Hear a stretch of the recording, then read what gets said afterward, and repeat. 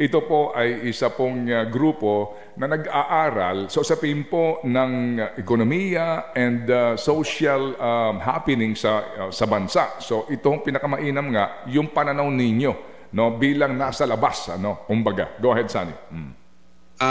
Well, syempre po sa amin, to be candid, no, may pagka-insincere, parang galing sa ilong.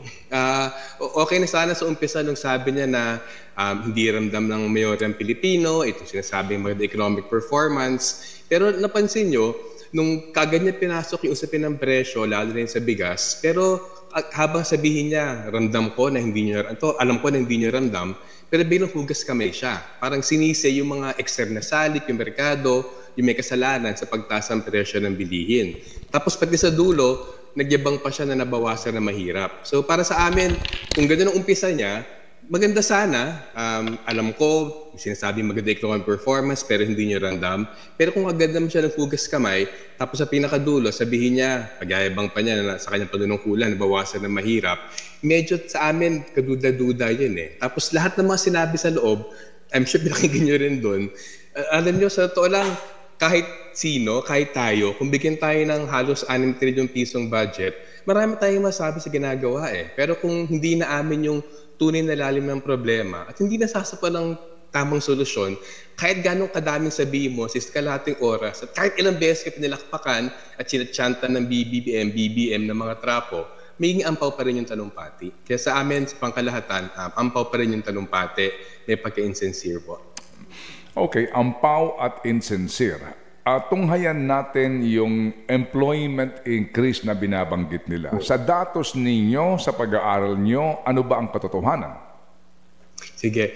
Well, actually, pinanghawakan naman namin yung parehong datos na meron ng pamahalaan. Ang problema lang kasi dun sa pag-interpret ng datos, sana nga nagmula si Pangulong Marcos dun sa pag-amin na dumaming bilang ng mahirap. Kasi kaya lang naman niya nasabi na nabawasan ng mahirap kasi yung pamantayan ng gobyerno 91 pesos sa isang araw. So siguro kung ganun kababa yung kailangan mo para hindi maging mahirap, o di baka ganun ka talaga konti. Pero yung sinasabi niya na nabawasan yung ng 2.5 milyon na mahirap na Pilipino, right now 18 million na lang sinasabi nila, kasi ng pamantayan 91 pesos. So sa amin gusto namin dinidugtong yung problema ng kabuhayan. Kasi sa pangkalahatan, mismo yung gobyerno aaminin. 7 sa 10 pamilyang Pilipino, that's about 19 million na pamilya, wala silang savings. Mismo yung SWS, nung kamakailan lamang, mag-self-rated poverty sila, nahanap nila 60%, 6 sa 10 pamilyang Pilipino, mga 16 million,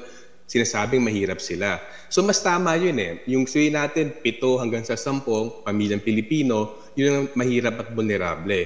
Ngayon, kung ipagmamalaki mo na nag-increase ang employment, na nabawasan ang unemployment, na mataas ang kalidad ng employment, hindi nagtutugma doon sa ganong kadaming bilhin na mahirap eh. At ang pinakapaliwanag lang doon, parang statistika hanap namin, yung sinasabing may trabaho, hindi na sapat na sabihin na may trabaho para may sapat kang kabuhayan. So sa amin yun ang pinaka dapat pag-unawa doon. At marami actually sinabi ni Pangulong Marcos, numero na walang konteksto eh. Yung pagbanggit ng nabawas ang kahirapan, hindi sinabing konteksto, 91 pesos ang pamantayan. Yung sinabi na 95.9% yung employment ngayon, hindi sinabi na kahit may trabaho ka, pwede ka pa rin maging mahirap. May mga inulat nga na may trabaho na walang bayad eh. Yung unpaid family workers, 4 na milyon yan. Sinasabing may trabaho pero wala namang bayad. So isipin mo, ano klaseng trabaho yan. So sa pangkalahatan actually, marami sa mga numero binigay niya. Kung ilalagay sa tamang konteksto, makita natin actually hindi buong katotohanan yung sinasabi. Sa usapin ni kasi ayoko namang samahan ito ng biro nung kapitbahay namin dito sa mga nabawasan yung mga nagugutom, no? O naghihirap kasi nga daw ang iba'y namatay na, no? Kaya yun ang kanilang biro-biro kahapon. Sabi ko naman, hindi masiguro magandang ipang-alandakan yung ganyang uri ng mga biro-biro sa panahon nga na marami talaga ang hindi may tatanggi hango sa pag-aaral mismo ho, no? SWS survey na sinasabi nga na nakaramdam sila ng involuntary hunger. Yung informal work na sinasabi na meron daw kumbaga merong rampant na informal work na hindi naman nababanggit mismo ng NEDA o maging ng Labor Department na ito'y naikubli kahapon sa kanyang SONA. Actually, yun talaga yung problema eh. May mga ilan na nabanggit talaga hindi totoong sinabi si Polo Marcos. Yung sinabi niyang laganap ng high quality work. Hindi yung totoo eh. Yung laganap ng high quality work, hindi dumaming bilang na mahirap. Ayon sa SWS, ayon sa Bangko Sentral, ayon sa ramdam ng tao sa araw-araw. So informal work, halimbawa natin, inulat for 2023, itong buong taon kasi seasonal yung trabaho, kung 2023, sinasabing mahigit 48 million ang may trabaho. Pero sa kwenta namin sa Ibon, gamit yung labor force survey figures, 3 sa 4 na trabaho na yan, over 32 million, masabing informal. Sino bang informal? Informal yung mga self-employed, yung mga nasa sariling sari-sari store, maliliit na mga negosyo, may sakahan. Yung mga domestic health, mga kasambahay, kasama dyan.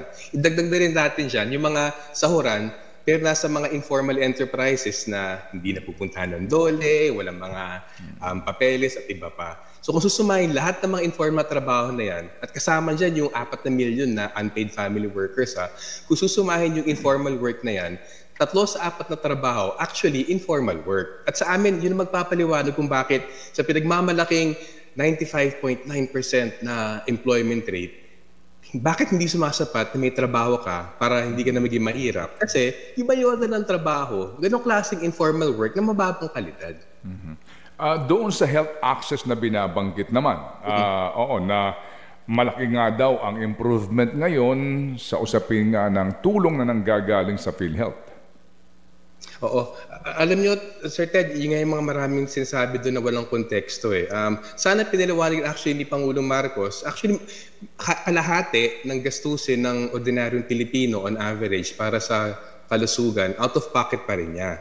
So, ang iulat niya dyan, yung bahagi na natutulungan. Pero, hindi na nauulat yung buong sa pangkalahatan, kahit may bahaging natutulungan, kung kalahati pa rin ay nilalabas mo, lalo na para isang private health system. Kasi yan ang nangyari ngayon eh. Dahil nga sa ilang dekada ng pagtulak ng health privatization, mas marami na actually private hospitals, private healthcare, private clinics kaysa mga public. Yung problema, yung mga private clinic, dahil negosyo siya, on average, 3 hanggang 4 na beses yung laki ng gasto sa private clinic kasi may tubong nakapatong dyan kaysa dun sa public hospital. So, ano ibig sabihin yan? May PhilHealth nga. Pero malaking bagay ng PhilHealth gagamitin, chances are, ng isang may sakit sa isang private hospital na lumobo yung singil kasi nga privatized siya. Kaya ngayon, alam ko sa pinakahuling datos, kalahati na lang ang nasasagot ng gobyerno ng PhilHealth. Kalahati out of pocket pa rin sa Pilipino. Tapos hindi nakatulong. I'm sure marami unang naisip. Kulang na nga binabayad ng PhilHealth tapos kakaltasan nyo pa ng 90 billion pesos para ilagay sa pork barrel, sa presidential pork barrel na unprogrammed fund. So medyo, ayun nga, walang context at kapansin-pansin yan. Sa dami ng sinabi niya mga numero doon, sorry talagang alam mo yung nung high school, ganun ako nung high school eh. Kung di ko alam may sagot, dadaan ko sa maraming sinasabi, medyo bubulahin ko yung teacher. Siyempre, mutak ko yung mga teacher. Alam nila, binobola ko sila. Ganun ang pakiramdam mo kahapon. Ang dami-dami bigyan ng numero. Pero dahil hindi nilalagay sa konteksto, para makita anong kabuluhan ng numero na yon, may aspetong panloloko pa nilang nagarap kahapon eh. Chacha? Yes po. Sir Sonny, dito po sa sinasabi naman ng Pangulo tungkol sa infrastructure projects natin na nasa railway renaissance era tayo. Yun ang sinasabi niya. Ano po ang tugon niyo doon? Well, una yung pangkalahatang comment namin sa infrastructure. Ang pinakamalaking problema dyan, yung pinakamalaking bahagi ng infrastructure, ginagastos sa mga lugar na relatibong abante na. Sa halimbawa sa 9.5 trillion na infrastructure flagship programs, about 62 or 65 million, mga 2/3, ay nasa NCR, Gitnang Luzon, Timog at Tagalugan. Yung mga lugar na relatibong developed infrastructure, kaya nagsisiksikan dito. So, isang problema yon sa pangkalahatan, yung infrastructure projects na sa sentro, sa mga pinakaabanting rehiyon, at ang nahuhuli, parang ano yan, exact opposite yan. Yung mga pinakamahirap na rehiyon, sila din pinapunta infrastructure. Sabihin ko na kami pangkalahatang problema. Pero again, kulang na naman yung konteksto. sinasabi yung Railway Renaissance, ang daming sinabi na Mega Manila Subway, yung mga LRT Extension, MRT7, etc. Pero dalawang mahalagang tanong dyan. Una, magkano kaya yung singil para magamit yung privatized na infrastructure projects na yan? Kasi kung may negosyante papasok dyan, ang katwiran palagi, kailangan may kita ng negosyante. So, kailangan mataas ang singil. So, napansin naman natin, marami sa mga pinagmamalaking mga highway. Di ba? Ako nagulat ako basta yung sa bandang Quezon Avenue, parang tumawid ng gamit ng 15 minutos, may 200 pisong ginastos. So, lack of context number 1, magkano kaya para magamit yung mga mabonggang na railway projects na yan? Tapos ikalawa, actually daang-daang bilyong ginagastos dyan. Yung Mega Manila Subway lamang, I think mga 400 to 500 billion pesos dyan.